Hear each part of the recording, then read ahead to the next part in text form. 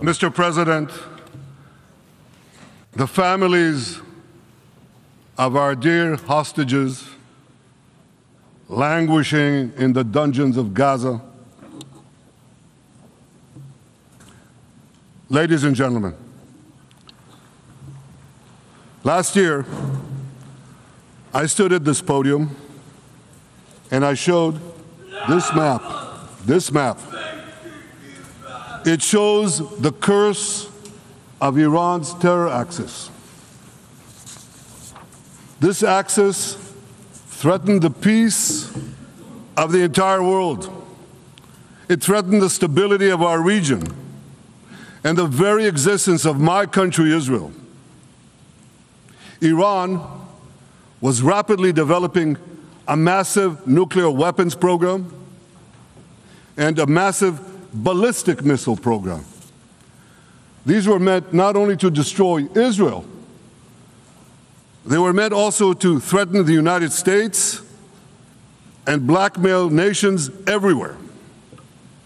From Gaza, Yahya Sinwar dispatched waves of Hamas terrorists.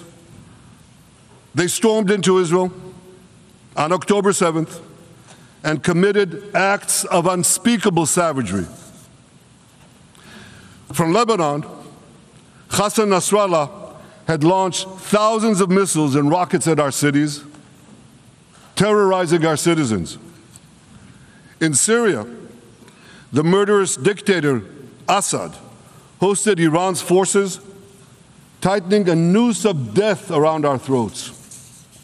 In Yemen, the Houthis launched ballistic missiles at Israel while choking global trade at the mouth of the Red Sea. So what's happened over the past year? We've hammered the Houthis, including yesterday. We crushed the bulk of Hamas's terror machine. We crippled Hezbollah, taking out most of its leaders and much of its weapons arsenal. You remember those beepers, the pagers? We paged Hezbollah, and believe me, they got the message. And thousands of terrorists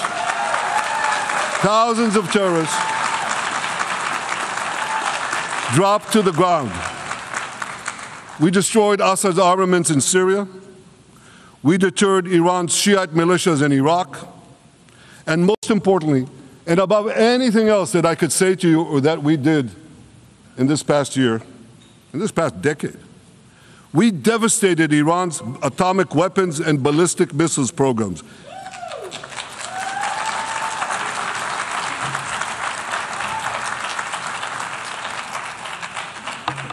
So here's where things stand today.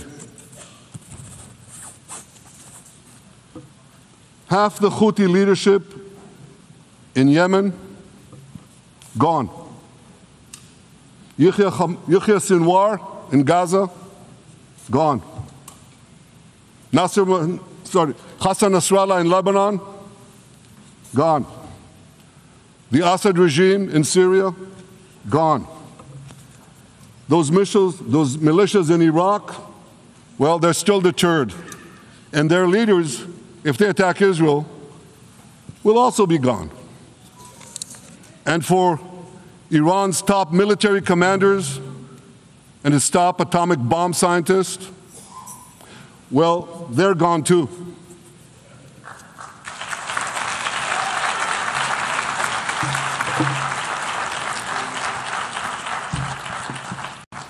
Israel's 12-day war with Iran, which I renamed Operation Rising Lion, that's from the Bible. This 12-day war will go down in the annals of military history.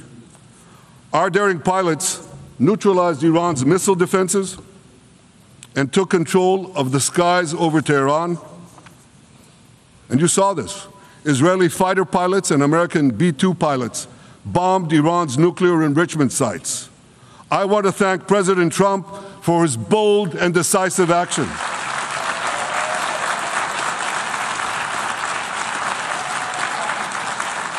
President Trump and I promised to prevent Iran from developing nuclear weapons, and we delivered on that promise.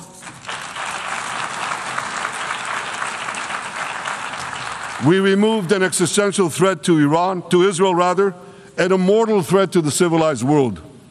We lifted a dark cloud that could have claimed millions and millions of lives. But, ladies and gentlemen, we must remain vigilant. We must remain absolutely clear-minded and vigilant. We must not allow Iran to rebuild its military nuclear capacities.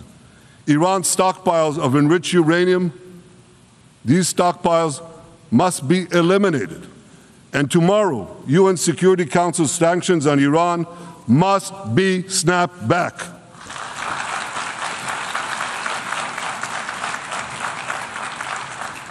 Thanks to the resolve of our people, the courage of our soldiers, and the bold decisions we took, Israel rebounded from its darkest day to deliver one of the most stunning military comebacks in history.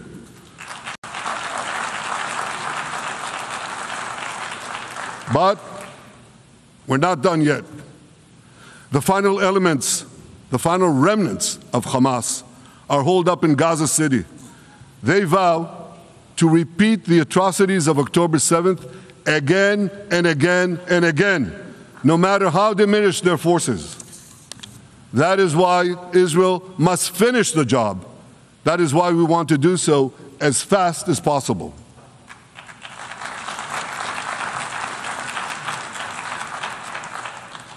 Ladies and gentlemen, much of the world no longer remembers October 7th. But we remember. Israel remembers October 7th. On that day, well, I'll tell you, you can remember October 7th too. You see this large pin here? It's a QR code. What I ask you to do is hold up your phones, zoom in, and you too will see why we fight and why we must win. It's all in here. On October 7th, Hamas carried out the worst attack on Jews since the Holocaust. They slaughtered 1,200 innocent people, including over 40 Americans and foreign nationals from dozens of countries represented here. They beheaded men. They raped women. They burnt babies alive. They burnt babies alive in front of their parents. What monsters! And these monsters took more than 250 people hostage. And those included Holocaust survivors, grandmothers and their grandchildren. Who takes hostage grandmothers and grandchildren? Hamas does. So far, we've brought home 207 of these hostages, but 48 still remain in the dungeons of Gaza. 20 of them are alive, starved, tortured, deprived of any daylight, deprived of humanity. These are the names of the 20 living hostages. Matan Angrist, Gali and Zerv Berman, brothers, Elkanah Buchbot, Rom Braslavsky, Nimrod Cohen, Ariel and David Cunyo, another pair of brothers, Guy Gilboa Dalal, Evyatar David. You saw the picture of Evyatar David, emaciated, forced to dig his own grave. Maxim Herkin, Eitan Horn, Segev Kalfon, Bar Kupperstein, Omri Meran, Eitan Moore, Yosef Chaim Ochana, Alon Ohel, Avinatam Or, and Matan Tsengarker. Now, ladies and gentlemen, I want to do something I've never done before. I want to speak from this forum directly to those hostages through loudspeakers. I've surrounded Gaza with massive loudspeakers connected to this microphone in the hope that our dear hostages will hear my message. And I'll say it first in Hebrew and then in English. Achenu hagiburim, מדבר ראש הממשלה בנימין נתניהו. אני פונה אליכם מעל בימת האו"ם.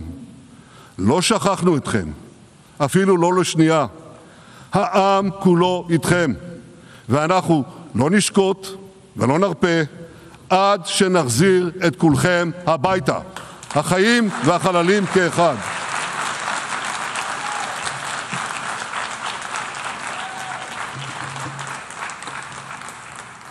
Our brave heroes. This is Prime Minister Netanyahu speaking to you live from the United Nations. We have not forgotten you, not even for a second. The people of Israel are with you.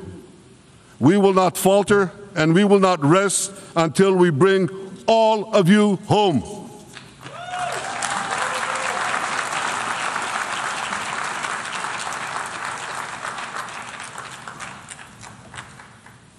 Ladies and gentlemen, thanks to special efforts by Israeli intelligence, my words are now also being carried. They're streamed live to the cell phones of Gazans.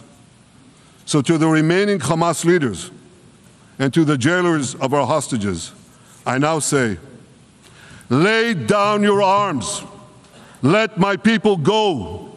Free the hostages, all of them, the whole 48. Free the hostages now.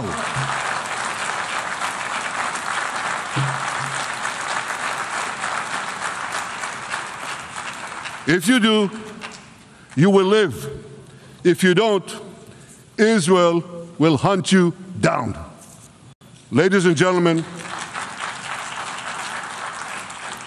if Hamas agrees to our demands, the war could end right now. Gaza would be demilitarized, Israel would retain overriding security control, and a peaceful civilian authority would be established by Gazans and others committed to peace with Israel. And of course, you understand that the war in Gaza has affected every Israeli. But I'm sure there are people in New York or in London or in Melbourne and elsewhere who are probably thinking, what does all of this have to do with me? And the answer is everything. Because our enemies are your enemies. So let's do something else. So first at the UN, let's do a pop quiz. And raise your hand if you know the answer. Here's the first question. Who shouts death to America? Is it A, Iran, B, Hamas, C, Hezbollah, D, the Houthis, or E, all of the above? All of the above. Correct, all of the above. Second question. Who has murdered Americans and Europeans in cold blood? Is it A, Al-Qaeda, B, Hamas, C, Hezbollah, D, Iran, or E, all of the above? All of the above. Correct. Again. So here's the point I wanted to make. Our enemies hate all of us with equal venom. They want to drag the modern world back to the past, to a dark age of violence, fanaticism, and terror. I think many of you are already feeling in your own societies the radical Islamist surge. You know, I'm sure you do, you know deep down that Israel is fighting your fight. So I want to tell you a secret. Behind closed doors, many of the leaders who publicly condemn us privately thank us. They tell me how much they value Israel's superb intelligence services that have prevented time and again terrorist attacks in their capitals, time and again saving countless lives. General George Keegan, former head of U.S. Air Force intelligence, once said, if the United States had to gather on its own the intelligence that Israel gives us, we would have to establish 5 CIAs. 5 CIAs. This past June, when Israel struck Iran's nuclear facilities, German Chancellor Merz admitted the truth. He said, Israel is doing the dirty work for all of us. President Trump understands better than any other leader that Israel and America face a common threat. He showed the world that when Iran and its proxies murder Americans, take Americans hostage, shout death to America, burn American flags, and try to assassinate the President of the United States, not once, but twice. He showed them there is a price to pay for all that.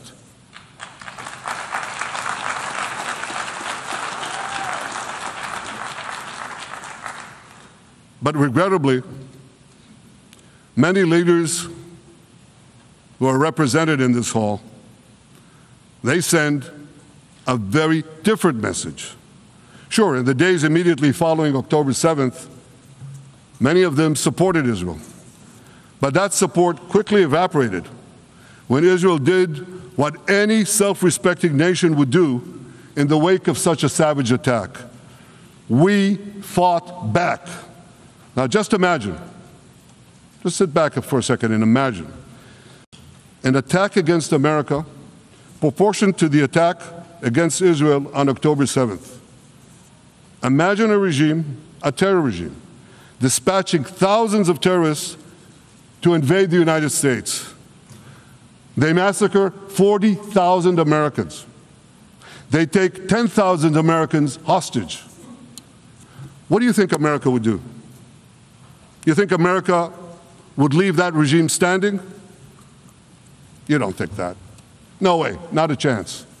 The United States would wipe out that terror regime and ensure that such savagery would never threaten America again. This is precisely what Israel is doing in Gaza. We're wiping out the terror regime of Hamas and ensuring that this savagery will never threaten Israel again. That's what we are doing. That's what any self-respecting government would do.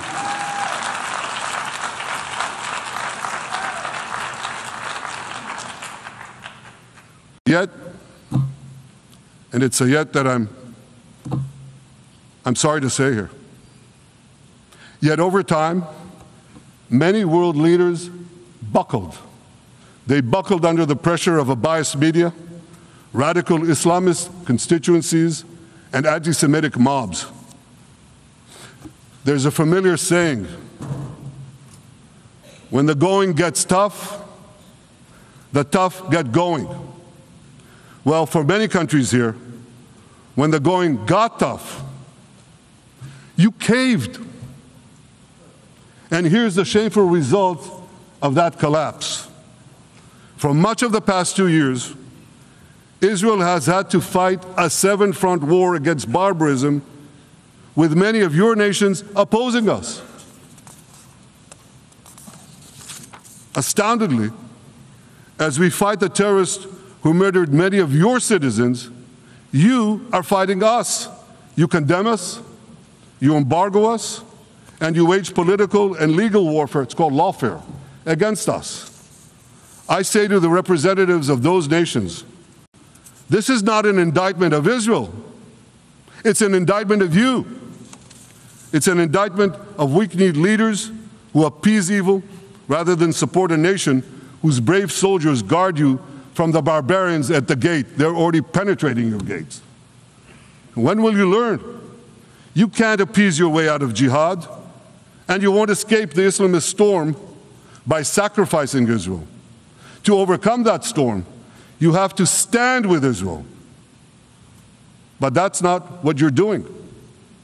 As the prophets of Israel foretold in the Bible, you've turned good into evil and evil into good. Now I want to drill down on this. Take the false charge of genocide. Israel is accused of deliberately targeting civilians. Ladies and gentlemen, the opposite is true. The head of urban warfare studies, Colonel John Spencer, he's perhaps the world's greatest expert on urban warfare. And he says, Israel is applying more measures to minimize civilian casualties than any military in history. And because we're doing that, the ratio of non-combatant to combatant casualties is less than 2 to 1 in Gaza. That's an astoundingly low ratio, lower than NATO's wars in Afghanistan and Iraq, especially when you consider that Gaza is one of the most densely populated urban areas on Earth. It has hundreds of miles of terror tunnels underground, and it has countless terror towers above ground, and thousands of terrorists embedded in the tunnels and in these towers in civilian areas. If you want to see what measures Israel takes to avoid civilian casualties in this war, just look at what we're doing now in Gaza City, the last Hamas stronghold, one of the 2 last strongholds. For 3 weeks, Israel dropped millions of leaflets, sent millions of text messages, and made countless phone calls urging civilians to leave Gaza City before our military moves in.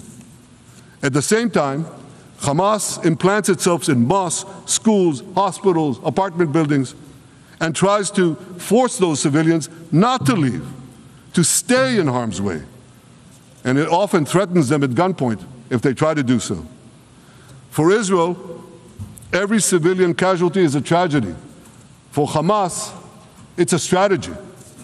Hamas uses civilians as human shields and as props in its sick propaganda war in Israel, against Israel, a propaganda war that the Western media buys hook, line, and sinker. Now, despite Hamas's threats, close to 700,000 Gazans, almost 750,000, have already heeded our calls and moved to safe zones. Now I want to ask you a simple question, a simple, logical question. Would a country committing genocide plead with the civilian population it is supposedly targeting to get out of harm's way? Would we tell them, get out, if we want to commit genocide? We're trying to get them out. And Hamas is trying to keep them in. And this charge is so baseless. The comparison to genocide, wholesale slaughter of populations. What, did the Nazis ask the Jews to leave, kindly leave, go out? Did others, you want me to name all the genocidal leaders of history? Just go one by one. Did anyone do this? Did they say, get out so we can come in? Of course not. So the truth has been turned on its head. Hamas, a genocidal terrorist organization whose charter calls for the murder of all Jews on the planet. This genocidal organization is given a pass. It's barely mentioned. While Israel, which does everything it can to get civilians out of harm's way, Israel is put in the dock. What a joke. You want to hear another one?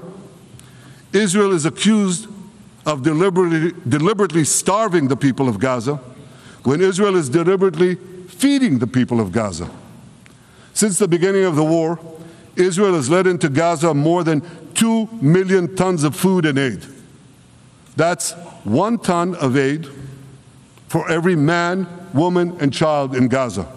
Nearly 3,000 calories per person per day. Some starvation policy. If there are Gazans who don't have enough food, it's because Hamas is stealing it. Hamas steals it, hoards it, and sells it at exorbitant prices to fight its war machine. Last month, even the UN, not exactly a supporter of Israel. You're supposed to laugh, by the way.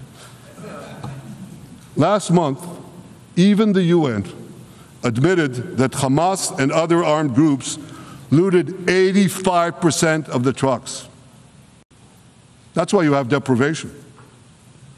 Those who peddled the blood libels of genocide and starvation against Israel are no better than those who peddled blood libels against the Jews in the Middle Ages when they falsely accused us of poisoning wells, spreading plague, and using the blood of children to bake Passover matzahs. Anti-Semitism dies hard. In fact, it doesn't die at all. It just keeps coming back with its libelous lies, refurbished, regurgitated over and over again. And I want to tell you something else. These anti-Semitic lies, they have consequences. In recent months, Jews have been assaulted in Canada, Australia, Britain, France, the Netherlands, and elsewhere. Here in America, an elderly Holocaust survivor was burned to death in Colorado. And a beautiful young couple from the Israeli embassy in Washington was brutally gunned down right in front of the Holocaust Museum there.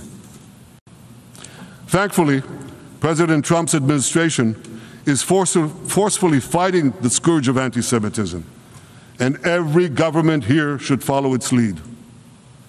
But instead, many do the opposite.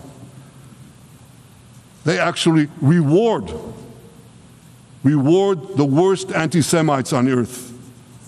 This week, the leaders of France, Britain, Australia, Canada, and other countries unconditionally recognized a Palestinian state. They did so after the horrors committed by Hamas on October 7th. Horrors praised on that day by nearly 90% of the Palestinian population. Now, let me say that again. Nearly 90% of Palestinians supported the attack on October 7th. It's not supported only, they celebrated it. They danced on the rooftops. They threw candies. That's both in Gaza and in Judea, Samaria, the West Bank, as you call it. And it's just the way they celebrated another horror, 9/11. They danced on the rooftops. They cheered. They threw candy. You know what message the leaders who recognize the Palestinian state this week sent to the Palestinians? It's a very clear message. Murdering Jews pays off. Well, I have a message for these leaders. When the most savage terrorists on earth are effusively praising your decision, you didn't do something right. You did something wrong, horribly wrong. Your disgraceful decision will encourage terrorism against Jews and against innocent people everywhere. It will be a mark of shame on all of you. But wait a minute, Mr. Prime Minister, they tell me. Wait a minute. We believe in a two-state solution where the Jewish state of Israel will live side by side in peace with the Palestinian state. There's only one problem with that. The Palestinians, they don't believe in this solution. They never have. They don't want a state next to Israel. They want a Palestinian state instead of Israel. And that's why every time they were offered a Palestinian state, but were required to end the conflict with Israel and recognize the Jewish state, every time, over the decades, they turned it down. And that is why every time they were given territory, they used it to attack us. In fact, they effectively had a Palestinian state in Gaza.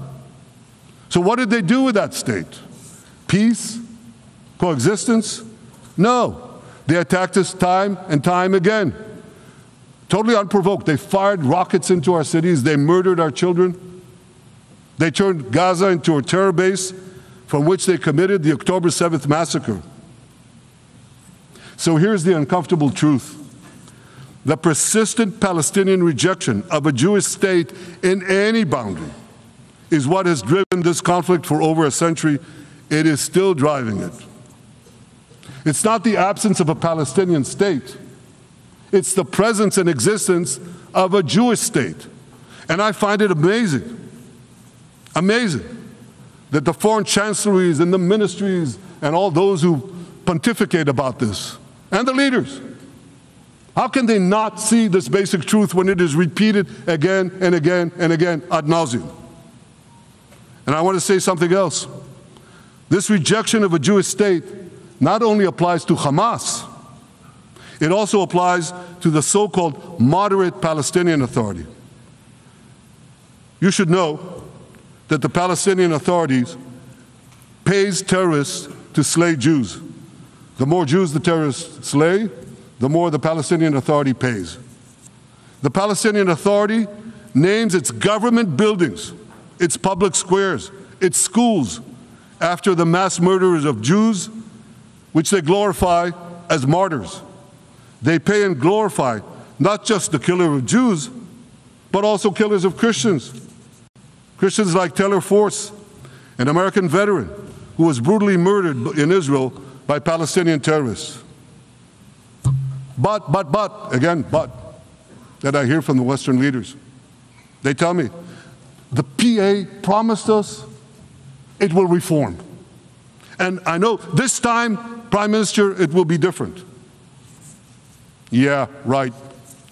We've heard these promises for decades. They always promise. They never deliver. Because you see, the Palestinian Authority is corrupt to the core. They haven't held elections in 20 years. They use the same textbooks as Hamas, exactly the same textbooks. They teach their children to hate Jews and destroy the Jewish state. And Christians don't fare much better. When Bethlehem, the birthplace of Jesus, was under Israeli control, 80% of its residents were Christians. But since the PA took control, that number has dwindled to under 20%. These are the people you want to give a state to? What you're doing is giving the ultimate reward to intolerant fanatics who perpetrated and supported the October 7th massacre. Giving the Palestinians a state 1 mile from Jerusalem after October 7th is like giving Al-Qaeda a state 1 mile from New York City after September 11th. This is sheer madness. It's insane, and we won't do it.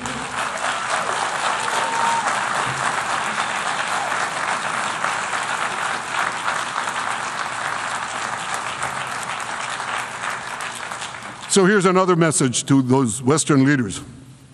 Israel will not allow you to shove a terror state down our throats. We will not commit national suicide because you don't have the guts to face down a hostile media and anti-Semitic mobs demanding Israel's blood. And I want you to grasp something else, which is also distorted in the media. I say this not only in my name or the name of my government, but on behalf of all the people of Israel. Last year, there was a vote in the Knesset, our parliament, whether or not to oppose the imposition of a Palestinian state. You want to guess what the results were? Out of 120 members of our parliament, 99 voted against and only 9 supported. That's over 90%. It's not a fringe group. It's not the prime minister who himself is extreme or he's held hostage by extreme parties to his right. It's over 90% of Israelis. My opposition to a Palestinian state is not simply my policies or my government's policy. It's the policy of the state and people of the state of Israel.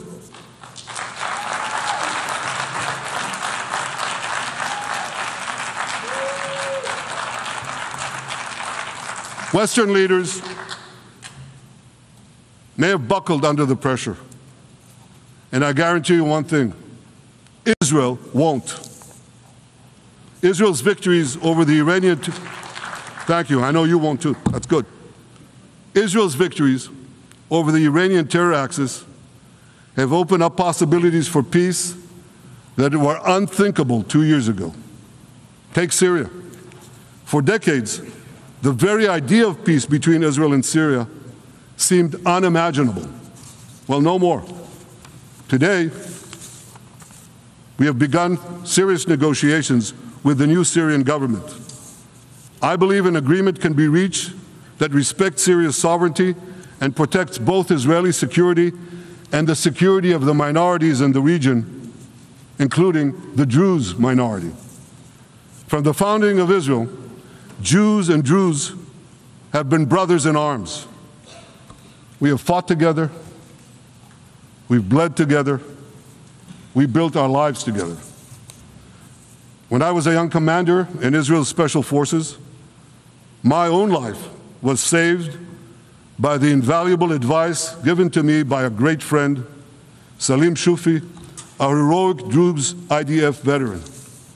And that's why I couldn't sit idly by, nor could Israel sit idly by, while the Druze were being slaughtered by jihadists.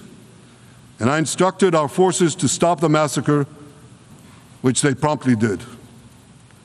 Peace between Israel and Lebanon is possible as well. I call on the Lebanese government to also begin direct negotiations with Israel. I commend it for its declared aim to disarm Hezbollah. But we need more than words. If Lebanon takes genuine and sustained action to disarm Hezbollah, I'm sure we can achieve a sustainable peace. Of course, until that happens, we will take whatever action we need to defend ourselves and to maintain the conditions of the ceasefire which was established in Lebanon.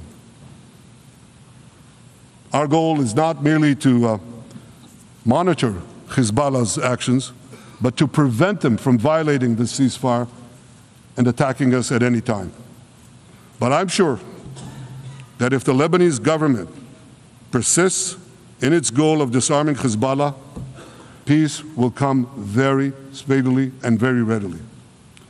Victory over Hezbollah has made peace possible with our two Arab neighbors in the north. Victory over Hamas will make peace possible with nations throughout the Arab and Muslim world.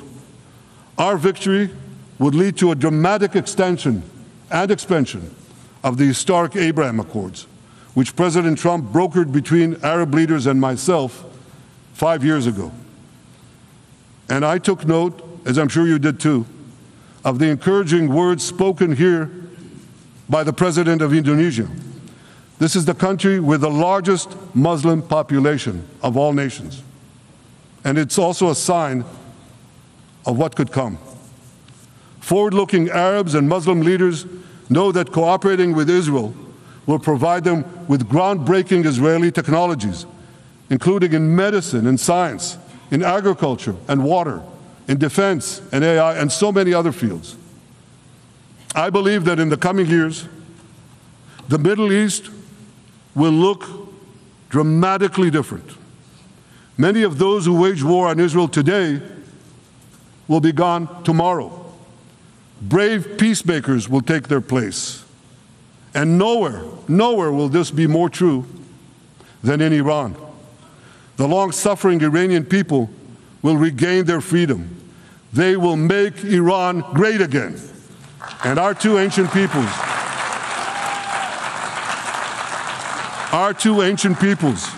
the people of Israel and the people of Iran, will restore a friendship that will benefit the entire world. Ladies and gentlemen, the horrors that happened on one dark day, October 7th, those horrors happened countless times during the centuries of my people's exiles among the nations. Jewish blood was cheap. Jews were killed with impunity. We had to beg others to defend us. The rise of Israel did not mean that the attempts to destroy us would end. It meant that we could fight back against those attempts. And that is exactly what Israel has done since October 7th. Our sons and daughters fought like lions.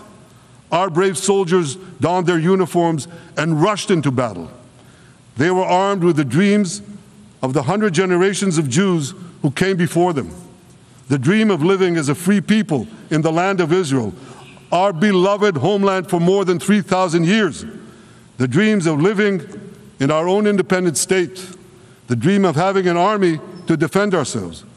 And the dream of being a light unto the nations, a beacon of progress, ingenuity, innovation, for the benefit of all humanity. On October 7th, the enemies of Israel tried to extinguish that light. 2 years later, the resolve of Israel and the strength of Israel burned brighter than ever. With God's help, that strength and that resolve would lead us to a speedy victory into a brilliant future of prosperity and peace. Thank you very much.